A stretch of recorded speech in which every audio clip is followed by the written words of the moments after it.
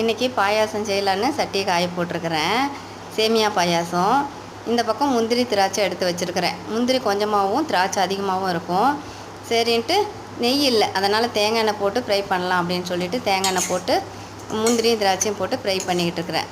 இது நல்லா மொட்டு மொட்டாக வந்ததும் அதுக்கப்புறம் இது போடணும். சேமியா, வெறும் சேமியா பாயாசம் தான் செய்கிறேன். இதில் எதுவும் பருப்போ ஜவ்வரிசியோ எதுவுமே சேர்க்கல.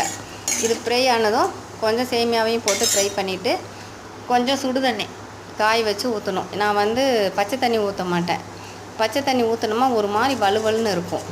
அதனால் இண்டக்ஷனில் சுடு தண்ணி காய வச்சு நல்லா ஊற்றியாச்சு.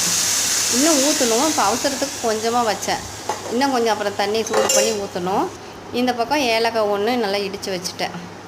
அப்புறம் ஏலக்காய் போட்டு கொஞ்சம் தேங்காயும் போட்டு பாயாசம் ரெடி ஆயிடுச்சு. இந்த பக்கம் நாட்டு சக்கரை போட்டு கொஞ்சம் நாட்டு சக்கரை போடுறதுக்காக எடுத்து வச்சுருக்கிறேன்.